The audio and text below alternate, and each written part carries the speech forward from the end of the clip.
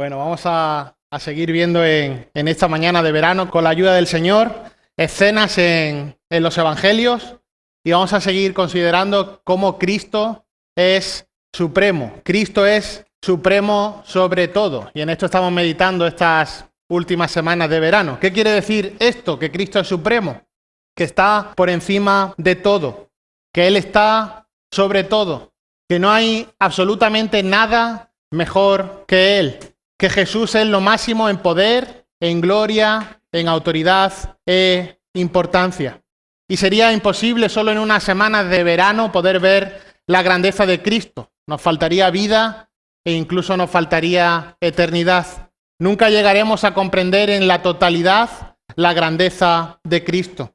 Y las Escrituras nos llevan a considerar la supremacía de Jesús sobre todas las cosas. Fíjate, Colosenses capítulo 1, los versículos 15 al 18. Dice ahí la palabra del Señor en letra del apóstol Pablo a la iglesia de Colosas, y podemos decir que es el texto por excelencia que nos habla acerca de la supremacía de Cristo, aunque toda la Biblia nos apunta a ello.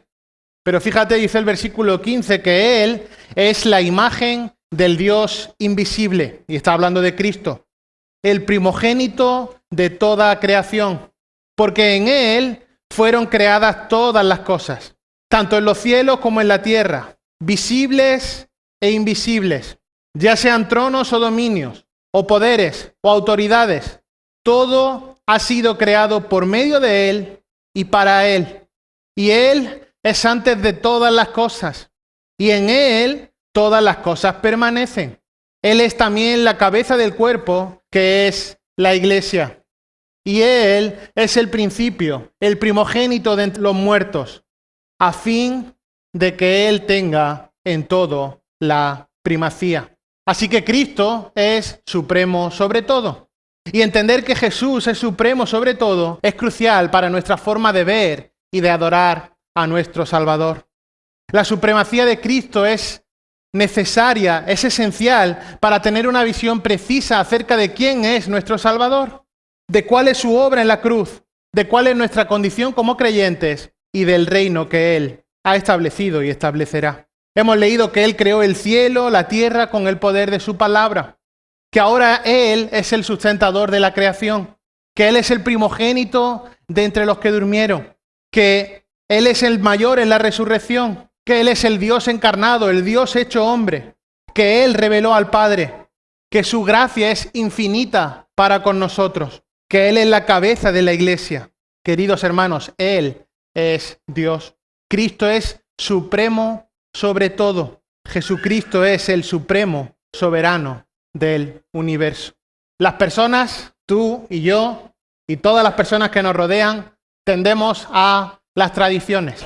Somos fáciles de convencer, de enganchar y arrastrar por cualquier sistema tradicional o legalista. Podemos afirmar que incluso en el contexto español de nuestro país nos gustan mucho las tradiciones. Incluso es algo de lo que podemos llegar a sentirnos orgullosos. A veces esto pasa incluso en el contexto de iglesia, en las que las tradiciones se ponen a la misma altura o incluso por encima de la verdad bíblica. Pero tradición y Biblia, sin duda, no están en el mismo lugar. En muchas ocasiones, y podemos estar pensando en otras religiones, ¿verdad?, como la que ha establecido el sistema que ha establecido el catolicismo, pero también incluso en el contexto evangélico, se desarrolla un sistema de religión que se desvía cada vez más y más de las Escrituras, llegando a desarrollar, a establecer un sistema paralelo de creencias y actos en que se basa cualquier dogma de fe y que, por supuesto, está alejado de la palabra de Dios.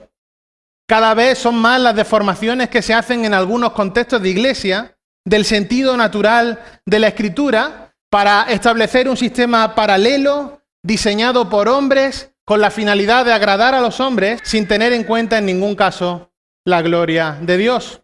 Hasta el punto que hay personas que piensan que una iglesia que no tiene establecida una gran obra social no es una iglesia.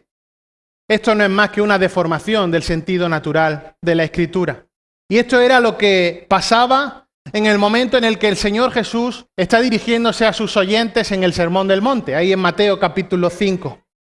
Esto era lo que pasaba en el momento en el que el Señor Jesús estaba dirigiendo a una audiencia judía en la que estos judíos se habían separado de la Escritura y además tenían tanto respeto a sus maestros, a sus líderes rabinos, que les llevaba a aceptar todo lo que les decían sin tener en cuenta las Escrituras. Y en esta mañana vamos a ver con la ayuda del Señor que Cristo es supremo sobre toda tradición y sistema legalista. Y para ello vamos a estar en unos versículos del Sermón del Monte, Mateo capítulo 5, los versículos 21 al 48. Mateo capítulo 5, los versículos 21 al 48. Y vamos a ver cómo Cristo es supremo sobre toda tradición y sistema legalista.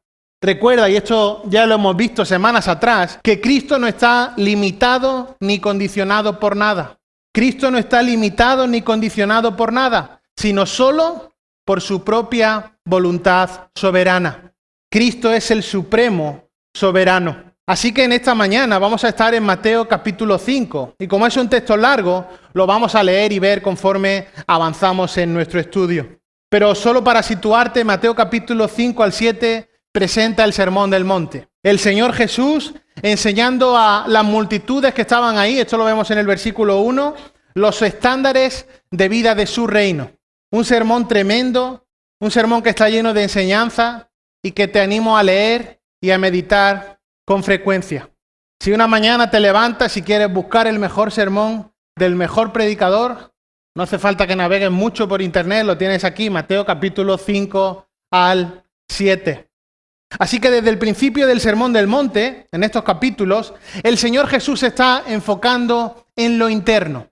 Es decir, en cómo los hombres son en sus mentes y en sus corazones. Está centrado en la justicia interior, en el hombre interior. Y en esa dirección apunta todas sus palabras. Ese es el sentido principal que tiene Mateo capítulo 5, los versículos 21 al 48. En el que el Señor Jesús, que recuerda es supremo sobre toda tradición y sistema legalista, les vuelve a enfatizar las normas divinas que ya había provisto en la ley del Antiguo Testamento. Y lo hace en contraste con todo el sistema de tradición judía que se había extendido entre los religiosos y las personas que le seguían en ese momento. La justicia de los escribas y fariseos se caracterizaba por ser externa, superficial y basada en la hipocresía. Pero sin embargo, lo que Dios dice es que la justicia que Dios requiere es sobre todo interna, una justicia interior. Es decir, si no existe en el corazón, no existe en absoluto. Las supuestas, y digo supuestas, buenas obras de esos escribas y fariseos que eran orgullosos en sí mismos, no se veían reflejados en ningún momento por las características que el Señor dice de los ciudadanos del reino. Y eso lo tenemos ahí en las bienaventuranzas, un poco antes, a partir del versículo 3. Recuerda, ¿quién son aquellos bienaventurados, dichosos? ¿Quién son aquellos que tienen el carácter conforme al reino de Dios? Bueno, los que son pobres en espíritu, los que lloran por su pecado, los que son humildes, misericordiosos, los que tienen hambre y sed de justicia. Esas características no definían en absoluto las obras que hacían estos orgullosos escribas y fariseos. El Señor Jesús sabía que los que estaban escuchándole ahí, en especial los moralmente arrogantes y autosatisfechos dirigentes religiosos, tal vez no iban a poder entender lo que les estaba diciendo. Pero dedicó gran parte de este sermón a exponer las motivaciones y los principios defectuosos que tenía el sistema legalista y basado en las tradiciones que habían establecido, hasta el punto que habían llegado a reemplazar la propia palabra revelada de Dios. Y este pasaje que tenemos hoy delante en esta mañana es muy conocido por el oísteis que fue dicho.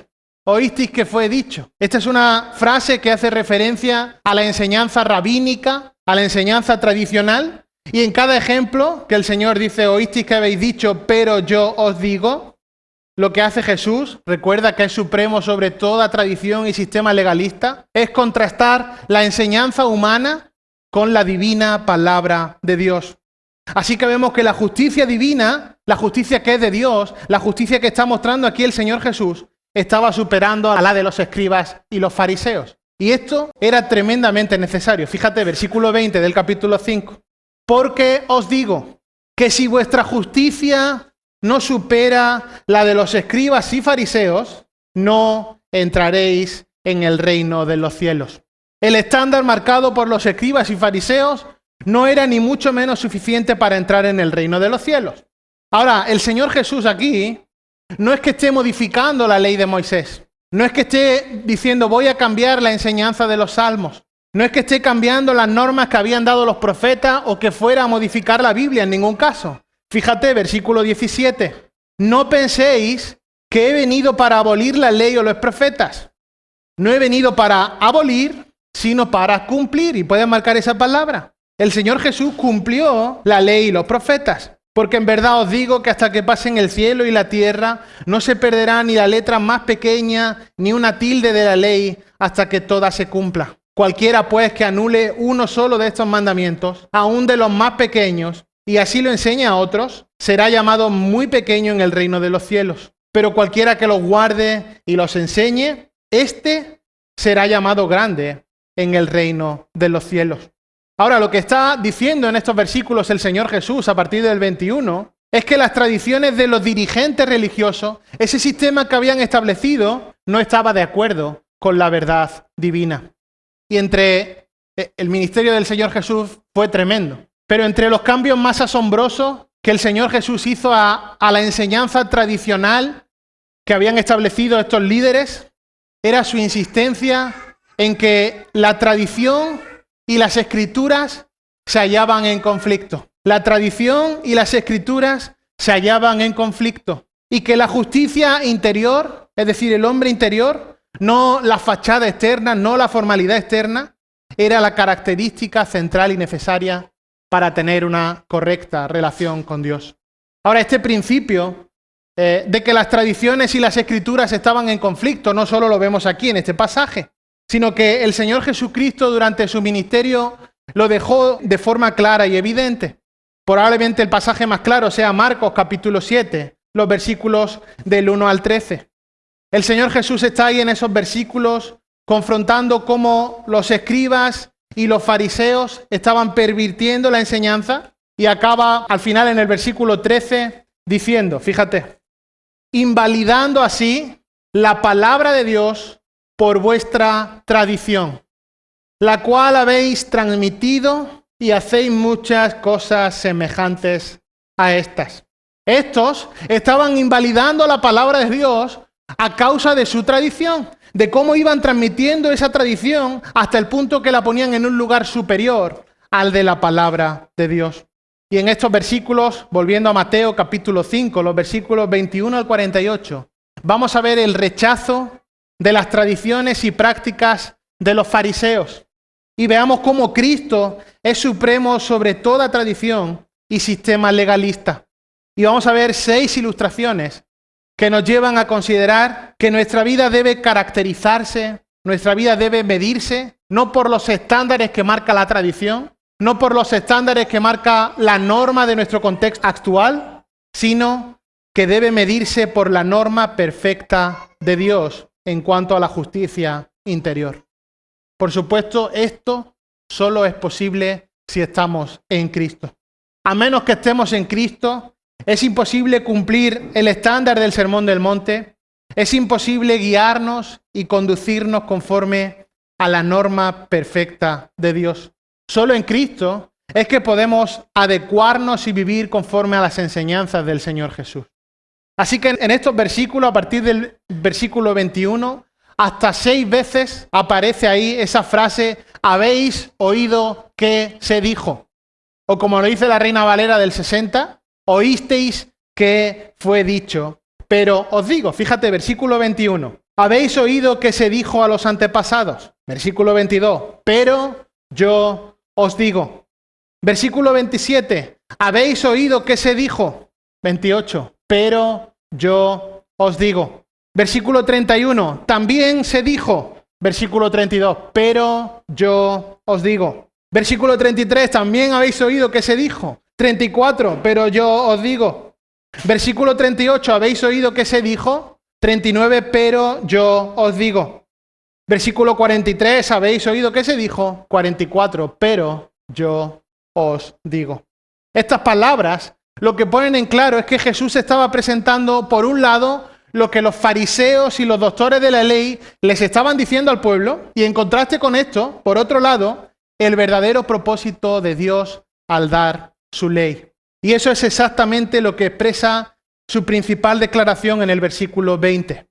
La hemos leído y la volvemos a leer. Os digo que si vuestra justicia no supera la de escribas y fariseos, no vais a entrar en el reino de los cielos. La justicia de los fariseos era insuficiente para entrar en el reino. Y por eso en estos versículos el Señor Jesús se centra en la enseñanza de la ley. Lo que los hombres creen. Hace hincapié en el hombre interior, en la justicia moral interior. Y nos va a ofrecer 6 ilustraciones representativas con relación al asesinato, al adulterio, al divorcio, a los juramentos, a la venganza y al amor. Hay 6 ilustraciones en este pasaje que podemos agrupar en 3 grupos. 6 ilustraciones que podemos agrupar en 3 grupos. Un primer grupo en el que el Señor Jesús se refiere a 2 de los 10 mandamientos. Y los tenemos ahí en el versículo 21 al 26. Hablaremos de la ira o del asesinato. Y los versículos 27 al 30 en el que el Señor enseña acerca del adulterio. Ahora hay un segundo grupo en el que el Señor Jesús se está refiriendo a 2 principios más generales de la ley de Moisés. 2 principios que son algo más generales de la ley de Moisés. En los versículos 31 al 32 vamos a hablar del divorcio, cómo el Señor enseña acerca del divorcio. Y los versículos 33 al 37 acerca de los juramentos. Y un tercer grupo en el que el Señor Jesús se refiere a los 2 grandes principios de la misericordia y el amor. 2 grandes principios de la misericordia y el amor. Los versículos 38 al 42, que podemos decir o hablar de la venganza. Y los versículos 43 al 45 acerca del amor al prójimo. 6 ilustraciones en las que vemos cómo el Señor Jesús va a enseñar, cómo el Señor Jesús va a confrontar y rechazar las tradiciones y prácticas de los fariseos que son al margen de la palabra de Dios. Y les va a dar el verdadero propósito de Dios al dar su ley, presentándose como supremo sobre toda tradición y sistema legalista. Tenemos que ir rápido. En cada una de ellas podríamos detenernos mucho, pero vamos a pasar rápido por estas 6 enseñanzas, viendo cómo el Señor Jesús rechazaba estas interpretaciones y prácticas que eran externas, que eran legalistas, que no estaban basadas en la justicia de Dios, y les da el enfoque correcto conforme a la verdad divina. Vamos con el primer grupo en el que el Señor Jesús se refiere a 2 de los 10 mandamientos. Fíjate, versículo 21 al 26, el Señor está enseñando acerca de la ira, del odio. Habéis oído que se dijo a los antepasados, no matarás, y cualquiera que comete homicidio será culpable ante la corte. Pero yo os digo que todo aquel que esté enojado con su hermano será culpable ante la corte. Y cualquiera que diga raca, esto es insensato, a su hermano, será culpable delante de la Corte Suprema. Y cualquiera que diga idiota será reo del infierno de fuego. Por tanto, si estás presentando tu ofrenda en el altar y allí te acuerdas de que tu hermano tiene algo contra ti, deja tu ofrenda allí delante del altar y ve, reconcíliate primero con tu hermano y entonces ven y presenta tu ofrenda. Reconcíliate pronto con tu adversario mientras vas con él por el camino. No sea que tu adversario te entregue al juez y el juez al alguacil y seas echado en la cárcel. En verdad te digo que no saldrás de allí hasta que hayas pagado el último centavo. ¿Qué enseñaban los fariseos? Bueno, ellos enseñaban que el asesinato era privar la vida a alguien.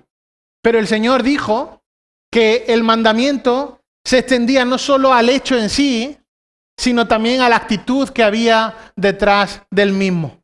Los rabinos, los escribas, los maestros de la ley del momento habían limitado el asesinato a decir, bueno, esto es un asunto civil que se resolverá en la corte y que queda limitado al hecho en sí del asesinato.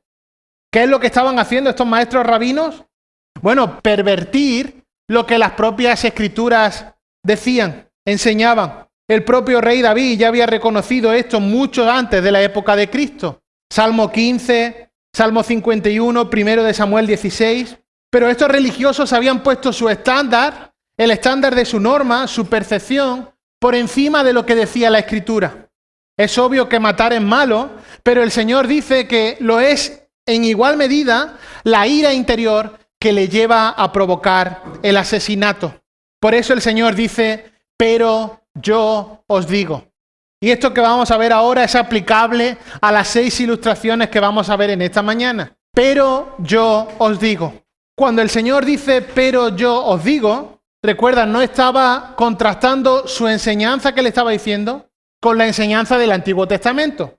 Lo acabamos de leer. No he venido para abolir la ley o los profetas, no he venido para abolir, sino para cumplir. Así que él no estaba diciendo, voy a contrastar mi enseñanza con la enseñanza del Antiguo Testamento, sino que lo que estaba contrastando era su enseñanza con lo que había establecido la tradición rabínica. Es como si le estuviera diciendo a estos maestros, escribas, fariseos de la ley, os voy a decir lo que las mismas escrituras dicen de sí mismas.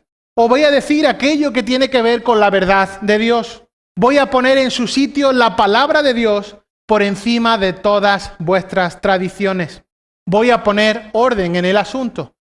Y vais a ver cómo la norma de Dios está por encima de cualquier norma o tradición humana.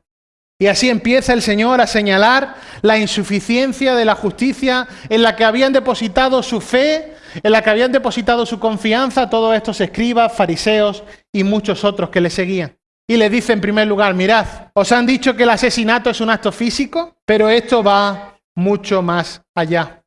Es más, hasta el punto de que enfadarse, asumir una actitud de superioridad sobre el otro, hasta el punto que le acaba llamando necio, insensato, idiota, eso ya está mostrando el pecado que hay en tu corazón.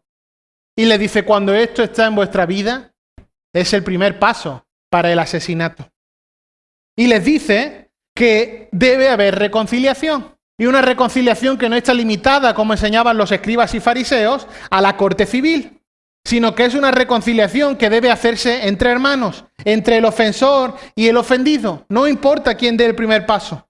Pero les dice que si no hay reconciliación, da igual lo que hagas con tu fachada externa, da igual lo que hagas con tu moralidad, con tu sepulcro blanqueado, que tales ofrendas ante el altar van a carecer de significado. Veamos la segunda ilustración, el adulterio. Versículos 27 al 30. Habéis oído que se dijo, no cometerás adulterio. Pero yo os digo, que todo el que mire a una mujer para codiciarla, ya cometió adulterio con ella en su corazón. Y si tu ojo derecho te es ocasión de caer, arráncalo y échalo de ti. Porque te es mejor que se pierda uno de tus miembros y no que todo tu cuerpo sea arrojado al infierno. Y si tu mano derecha te es ocasión de pecar, córtala y échala de ti. Porque te es mejor que se pierda uno de tus miembros y no que todo tu cuerpo vaya al infierno. El Señor enseñando acerca del adulterio. Está el Señor poniendo de nuevo al descubierto la arrogante exhibición externa que había sido tipificada por los escribas y fariseos, mostrando que la única justicia que era aceptable era la de la pureza de corazón. Los escribas se quedaban en el momento de, bueno, no cometerás adulterio, pero les daba igual todos los demás. Y el Señor Jesús va al quid de la cuestión y entra de nuevo a esa justicia moral interna. Él juzga la fuente, el origen del pecado, no su manifestación o la falta de manifestación, sino que Él juzga la fuente, el origen del pecado. Y les está hablando de la justicia de corazón que tiene que ver con el adulterio y el pecado sexual en general. Estos escribas fariseos se quedaban en el hecho de no cometer adulterio, pero les daba igual, absolutamente igual, todo lo que había detrás de eso. Pero el Señor Jesucristo está aquí apuntando directamente a esa interpretación del hecho de no cometer adulterio. Y lo que les dice es, la inmoralidad sexual está prohibida. Y les dice, el que mire a una mujer para codiciarla, es decir, el mirar para codiciar, ya ha cometido adulterio en su corazón. Así que el que mira para codiciar, ya está cometiendo adulterio. Y mirar no es que te encuentras algo directamente y lo ves, sino que mirar está apuntando ahí al proceso continuo de observar. Algo que no es casual porque te has encontrado, sino que estás mirando con la idea de satisfacer un deseo perverso, eso es codiciar. Así que si estás en el proceso continuo de que estás observando con la finalidad de desear algo, de satisfacer un deseo perverso, entonces, según lo que dice el Señor Jesús, ya has cometido adulterio en tu corazón. Y nos da la fórmula para solucionar esto. Sacar, cortar. Si tu ojo derecho te da ocasión de pecar, arráncalo. Mejor es que se pierda uno de tus miembros que todo tu cuerpo sea arrojado al infierno. Y si tu mano derecha te da ocasión de pecar, córtala y échala de ti. Esto lo que nos apunta es que se debe acabar radicalmente con este pecado.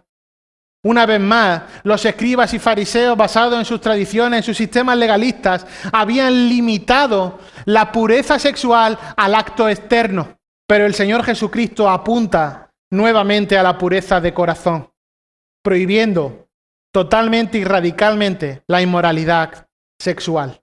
Ahora veamos el segundo grupo en el que el Señor Jesús se refiere a dos principios más generales de la ley de Moisés. Primero, el divorcio. Versículos 31 y 32. También se dijo, cualquiera que repudie a su mujer, que le dé carta de divorcio. ¿Cuál era la enseñanza de escribas y fariseos? Bueno, la permisividad por cualquier motivo. Ahora, fíjate cuál es la verdad divina, versículo 32. Pero yo os digo que todo el que se divorcia de su mujer, a no ser por causa de infidelidad, la hace cometer adulterio. Y cualquiera que se casa con una mujer divorciada, comete adulterio. Los escribas y fariseos habían llegado al punto de ser permisivos por cualquier motivo con el divorcio. Y el Señor les vuelve a recordar que Dios odia el divorcio. Recuerda Génesis 2:24. Y se unirá el hombre a su mujer y serán una sola carne, dejando a su padre y a su madre. Y el Señor Jesucristo les dice aquí, el divorcio no agrada a Dios. Solo hay dos acepciones a esta realidad, la del pecado sexual o la del abandono por parte del incrédulo. Luego el Señor Jesucristo ampliaría esta enseñanza en el capítulo 19, los versículos del 3 al 9. Pero está limitando una realidad que los escribas y fariseos ya habían hecho como tónica habitual. Cualquiera que repudie a su mujer que le dé carta de divorcio, ellos habían cogido eso y lo habían hecho o lo habían adaptado a la plena permisividad para que alguien se divorcie. Y ahora aquí el Señor Jesús también da una palabra de precaución para cualquier persona que está considerando la posibilidad de casarse con una divorciada. Y les dice, mira, si el divorcio no es por motivos bíblicos, si todavía hay una posibilidad de reconciliarse, la persona que se casa con la divorciada se considera un adúltero. Esta enseñanza está ampliada en Marcos capítulo 2 y versículo 12. El Señor Jesucristo, hablando acerca del divorcio y poniendo orden en una tradición que habían desordenado y puesto por encima de la verdad bíblica estos enseñantes de la ley. Luego pasamos a los juramentos, los versículos 33 al 37. Los juramentos. Fíjate lo que decía la ley mosaica, versículo 33. También habéis oído que se dijo a los antepasados, no jurarás falsamente, sino que cumplirás tus juramentos al Señor. Ahora, ¿cuál es la verdad divina? ¿Qué es lo que enseña el Señor Jesús? ¿Cómo pone el estándar de la justicia moral interior por encima del sistema tradicional y legalista? Versículo 34. Pero yo os digo, no juréis de ninguna manera, ni por el cielo, porque es el trono de Dios, ni por la tierra, porque es el estrado de sus pies, ni por Jerusalén, porque es la ciudad del gran rey. Ni jurarás por tu cabeza, porque no puedes hacer blanco o negro ni un solo cabello. Antes bien, sea vuestro hablar sí, sí o no, no, y lo que es más de esto procede del mal. ¿Qué vemos aquí? Bueno, el Señor está condenando, está rechazando el juramento que es ligero, el juramento que es pecaminoso, que es inadecuado y a menudo hipócrita. En este contexto, y también hoy en día, el juramento se usaba con el fin de impresionar. Esto es verdad más que verdad. Hasta el punto que lo que habían conseguido es llevar el juramento a un estándar de promover la mentira. ¿Qué es lo que quería el Señor? que no se desvirtuaran por esa realidad que se había establecido en el momento, sino que estuvieran cimentados en la veracidad sencilla, que vuestro hablar sea sí, sí o no, no. Y les dice, lo que es más de esto ya procede del mal. Ya estás intentando demostrar algo porque estás basado en una mentira. El Señor quiere la veracidad sencilla, en pensamiento, en palabra y en hecho. Una vez más, dando luz a una realidad paralela que habían establecido estos escribas y fariseos. Y así llegamos por último a mirar brevemente el tercer grupo, que se refiere a los dos grandes principios de la misericordia y el amor. Fíjate, los versículos 38 al 42 nos hablan acerca de la venganza. Habéis oído que se dijo, ojo por ojo y diente por diente. Esto formaba parte de la ley mosaica. Se puede ver en Éxodo capítulo 21, en Levítico capítulo 24. Ahora, ¿qué habían hecho estos escribas y fariseos? Habían cogido esto, ojo por ojo y diente por diente, ¿para qué? Para convertirse en sus propios jueces, para tomar la justicia por su mano, hasta el punto que a cada hombre se le permitía convertirse en su propio juez. Esto, sin duda, a alguien que le da la capacidad para ser su propio juez, les llevaba sin duda a la venganza personal. Esto era una perversión rabínica de la realidad escritural. Pero fijaos lo que dice la verdad divina, versículo 39. Pero yo os digo, no es que os constituyáis en vuestros propios jueces, no es que toméis la justicia por vuestra mano. Fíjate, versículo 39. Yo os digo, no resistáis al que es malo. Antes bien, a cualquiera que te abofetee en la mejilla derecha, vuélvele también la otra. Y al que quiera ponerte pleito y quitarte la túnica, déjale también la capa. Y cualquiera que te obligue a ir una milla, ve con él 2. Al que te pida, dale. Y al que desee pedirte prestado, no le vuelva la espalda. ¿Qué está enseñando aquí el Señor Jesús? No está diciendo, mira, tenéis que ser, y entender la expresión, los más poco listos del mundo. No está enseñando eso el Señor Jesús. Lo que está diciendo es que por encima de su estándar de venganza personal, que por encima de su egoísmo personal, debe haber la humildad de un corazón regenerado. Y le dice, mira, el estándar para entrar en el reino, el estándar que caracteriza a las personas del reino, no es el de aquel que se toma la venganza por su mano. No es aquel que lleva a cabo la venganza personal. Eso era una perversión de la enseñanza rabínica. Alguien que es característico del reino es alguien que deja a un lado su egoísmo personal y confía en la justicia divina. El Señor sigue confrontando el egoísmo personal, el orgullo personal, la tradición, el sistema legalista que se había establecido, dando luz y claridad y yendo al centro de la persona, al interior de la persona, al hombre interior. Y así llegamos de forma muy breve a la sexta de estas ilustraciones que aparecen en los versículos 43 al 48. Y hablamos del amor al prójimo. Otra vez, habéis oído que se dijo, amarás a tu prójimo y odiarás a tu enemigo. Eso está añadido de los fariseos. Pero esa era la enseñanza que toma el Señor Jesús. Amarás a tu prójimo, esto es una verdad, y odiarás a tu enemigo, añadido por los fariseos, por la tradición rabínica. Y ahora el Señor Jesús confronta esta tradición. ¿Cuál es la perspectiva de Jesucristo? Pero yo os digo. Os voy a decir que es aquello que caracteriza a alguien regenerado, a alguien que forma parte del reino, a alguien que vive conforme al estándar del Sermón del Monte, a alguien que su justicia está superando la de escribas y fariseos. ¿En qué se caracteriza? Bueno, en primer lugar, por el amor a los enemigos. Amad a vuestros enemigos. ¿Quieres saber cuál es el amor verdadero? Bueno, ama a tus enemigos. En segundo lugar, segunda parte del versículo 44, ora por los que nos persiguen. En tercer lugar, versículo 45, manifiesta nuestra condición de hijos. Fíjate, para que seáis hijos de vuestro Padre que está en los cielos. ¿Qué hace Él? Bueno, Él hace salir su sol sobre malos y buenos y llover sobre justos e injustos. Porque si amáis a los que os aman, ¿qué recompensa tenéis? ¿No hacen lo mismo los recaudadores de impuestos? Manifestamos nuestra condición de hijos cuando amamos a nuestros enemigos, cuando oramos por los que nos persiguen y cuando somos mejor que nuestros semejantes. Fíjate, versículo 47. Y si saludáis solamente a vuestros hermanos, ¿qué hacéis más que otros? ¿No hacen también lo mismo los gentiles?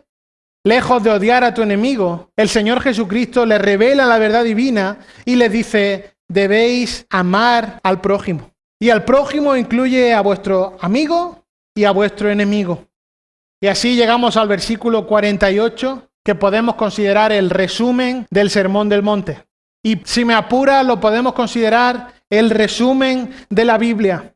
Y le dice el versículo 28, por tanto, sed vosotros perfectos, como vuestro Padre Celestial es perfecto.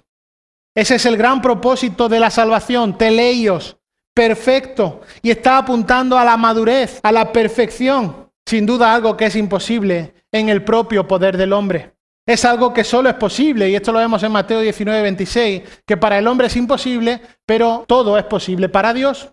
¿Es que podemos alcanzar la perfección en esta vida? No, pero nuestro estándar de vida, nuestro estándar de conducirnos, no es el estándar que nos impone la sociedad, no es el estándar que nos imponen las tradiciones, no es el estándar ni siquiera que nos impone la iglesia, porque, como dice el versículo 20, si vuestra justicia no está por encima de todo eso, no entraremos en el reino de los cielos. En estas 6 ilustraciones sobre las que hemos pasado rápidamente y sobre las que el Señor Jesús está enseñando, vemos cómo el Señor Jesús está confrontando y rechazando las tradiciones y las prácticas de los fariseos que están al margen de la palabra de Dios. Y les da el verdadero propósito de Dios al dar su ley, presentándose a Él mismo como supremo sobre toda tradición y sistema legalista.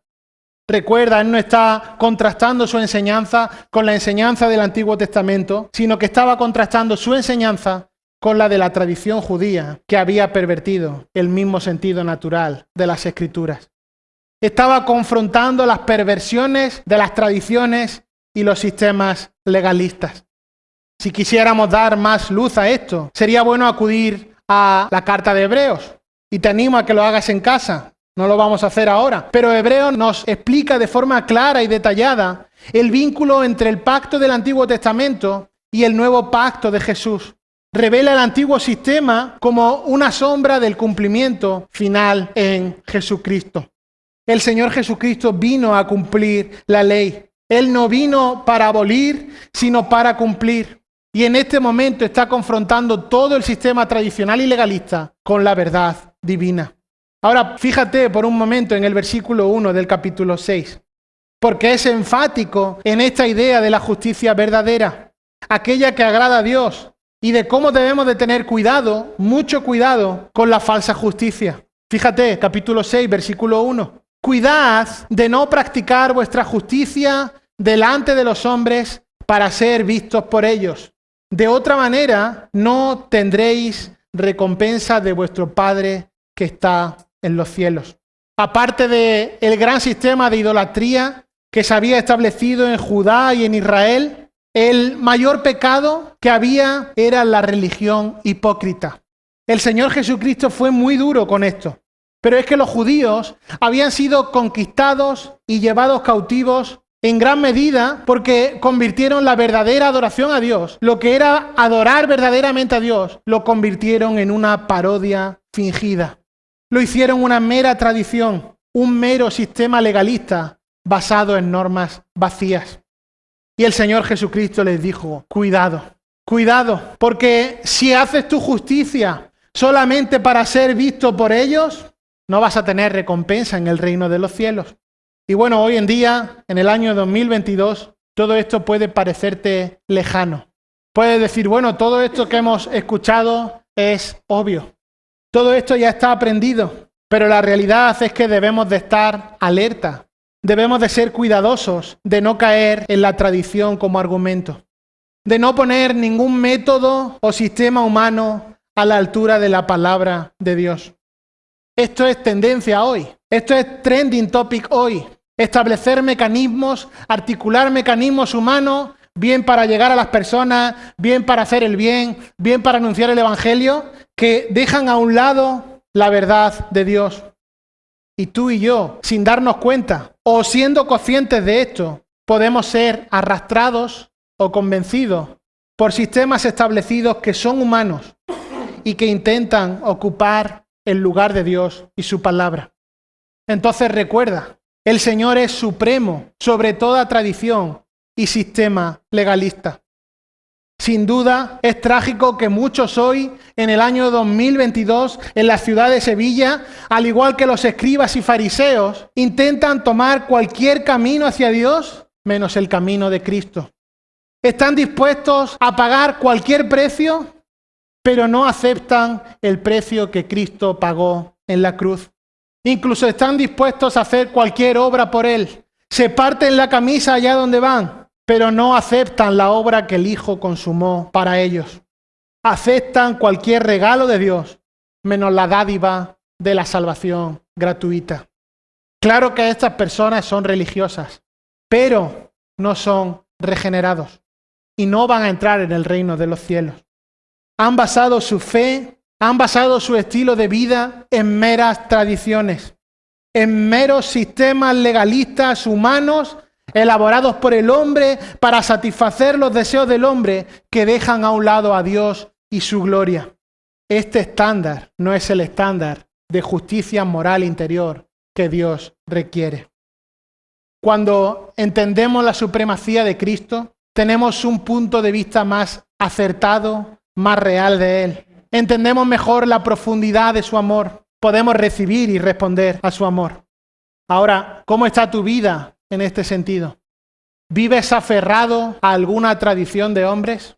¿Formas parte de esto que llamamos evangélicos por tradición? ¿Porque es algo que te atrae? ¿Porque te gusta el sistema establecido? ¿Simplemente porque lo has heredado de familia? ¿Estás inundado en hipocresía, como estaban estos escribas y fariseos? ¿O vives en una adoración genuina? ¿La fuerza de la tradición está por encima de la palabra de Dios en tu vida? ¿Es para ti un argumento sólido aquello de, es que esto siempre se ha hecho así? ¿Es que desde pequeño he visto esto? Recuerda que Cristo es supremo sobre toda tradición y sobre todo sistema legalista. Debemos examinar nuestra vida para ver si hay algo en nosotros que está cimentado sobre algún principio erróneo y alejado de la Escritura. La Biblia afirma la supremacía de Cristo, su señorío, y que aparte de Él no necesitamos nada. Al ver la preeminencia, la exaltación de nuestro Señor, al reconocerle como el Supremo, entonces debemos caer y rendirnos en alabanza, adoración y culto a nuestro Salvador. Ahora, ¿qué pasa en el mundo? ¿Por qué el mundo va así?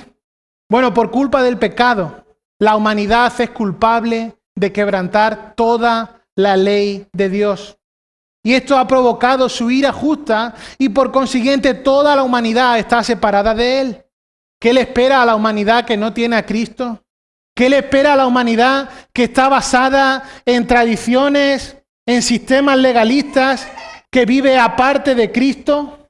Bueno, la Biblia afirma que lo que le espera es la muerte eterna. Los que mueren en incredulidad se van a enfrentar al lago de fuego. Apocalipsis capítulo 20. Romanos capítulo 6 afirma que la paga del pecado es muerte. Y solo aquellos que son liberados por la obra misericordiosa de Cristo, aquel que es supremo sobre todo, son aquellos que escapan de la muerte eterna. Porque Cristo también es supremo sobre la muerte. Entonces, si esta es tu realidad espiritual, si estás sin Cristo, si estás viviendo en hipocresía espiritual, si tu fe está cimentada en la tradición, en lo que siempre se ha hecho, necesitas urgentemente ir a Cristo. Porque en su muerte en la cruz, el poder de la cruz, como antes hemos cantado, ahí el Señor Jesucristo pagó la pena que todos nuestros pecados merecían. Los tuyos individualmente y los míos individualmente si estamos en Cristo. Y lo hizo sufriendo como sustituto nuestro. El Dios hecho hombre, aquel que es supremo sobre todo, cargando con nuestro pecado en aquella cruz.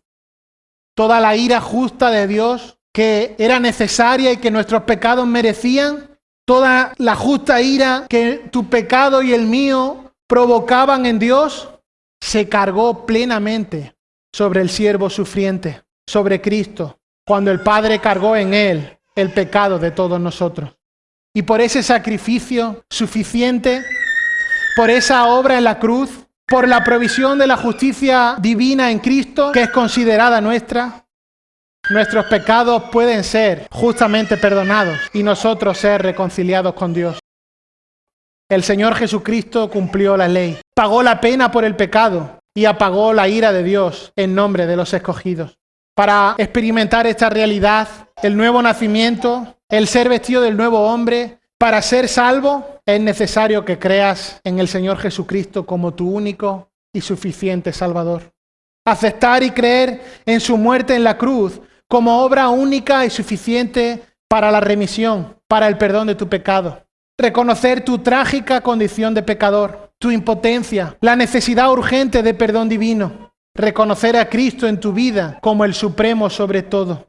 Solo en Cristo es que puedes ser salvo. El perdón solo se encuentra a través de la fe y el arrepentimiento en Cristo.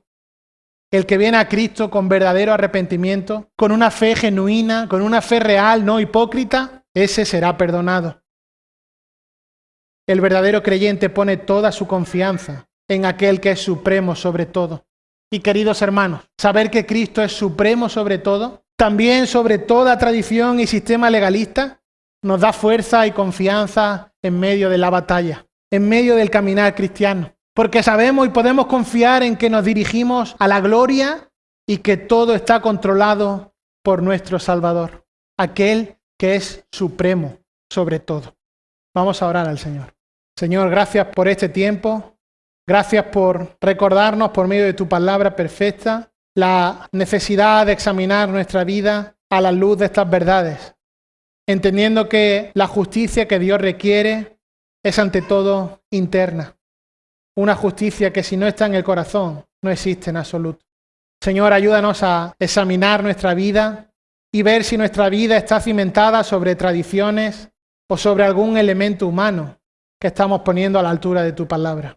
Gracias por Cristo, el supremo soberano. Gracias porque durante su ministerio fue enfático, señalando que las tradiciones de hombres y las escrituras se hallaban en conflicto y que es la justicia interior, no la fachada externa, la formalidad externa, sino la justicia interior la que es una característica central y necesaria para poder tener una correcta relación contigo. El Señor mostró el rechazo a las tradiciones, a las prácticas de los fariseos, mostrándose como supremo sobre toda tradición y sistema legalista. Ayúdanos, Señor, a aprender de estas verdades y aplicarlas en nuestra vida y en la vida de la Iglesia. Señor, trae salvación al incrédulo y santificación a tu pueblo conforme a tu perfecta voluntad. Y así oramos, llenos de gratitud y adoración, en el nombre de Cristo Jesús, el supremo sobre todo, nuestro Salvador. Amén.